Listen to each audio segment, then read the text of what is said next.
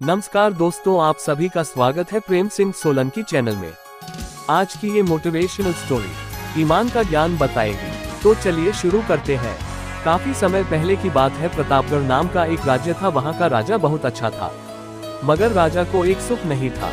वो ये कि उसके कोई भी संतान नहीं थी और वह चाहता था कि अब वह राज्य के अंदर किसी योग्य बच्चे को गोद ले, ताकि वह उसका उत्तराधिकारी बन सके और आगे की बागडोर को सुचारू रूप से चला सके।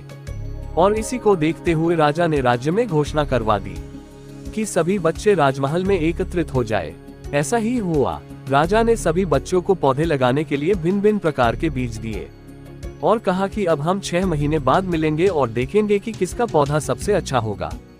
महीना बीत जाने के बाद भी एक बच्चा ऐसा था जिसके गमले में वह बीज अभी तक नहीं फूटा था, लेकिन वह रोज उसकी देखभाल करता था और रोज पौधे को पानी देता था। देखते ही देखते 3 महीने बीत गए। बच्चा परेशान हो गया। तभी उसकी माँ ने कहा कि बेटा धैर्य रखो, कुछ बीजों को फलने में ज्यादा वक्त लगता है। और वह पौधे को सींचता रहा। 6 महीने हो गए। राजा के पास जाने का समय आ चुका था, लेकिन वह डर हुआ था कि सभी बच्चों के गमलों में तो पौधे होंगे और उसका गमला खाली होगा। लेकिन वह बच्चा ईमानदार था और सारे बच्चे राजमहल में आ चुके थे। कुछ बच्चे जोश से भरे हुए थे, क्योंकि उनके अंदर राज्य का उत्तराधिकारी बनने की प्रबल लालसा थी। अब राजा ने आदेश दिया, सभी बच्चे अपने अपने गमले दिखाने लगे। मगर एक बच्चा सहमा हुआ था क्योंकि उसका गमला खाली था। तभी राजा की नजर उस गमले पर गई। उसने पूछा, तुम्हारा गमला तो खाली है? तो उसने कहा, लेकिन मैंने इस गमले की 6 महीने तक देखभाल की है। राजा उसकी ईमानदारी से खुश था कि उसका गमला खाली है, फिर भी वह हिम्मत करके यहाँ आ तो गया। सभी बच्चों के गमले देखने के बाद राजा ने उस बच्चे को सभी के सामने बुलाया। बच्चा सहम गया और राजा ने वह गमला सभी को दिखाया। सभी बच्चे जोर से हंसने लगे।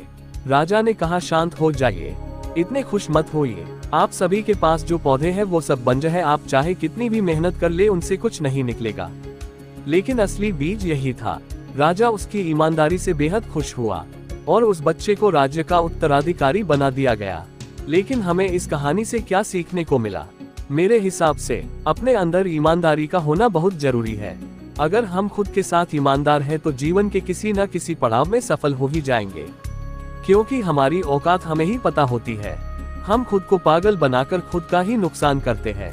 कहानी अच्छे लगे तो लाइक शेयर सब्सक्राइब जरूर करना। Thank you.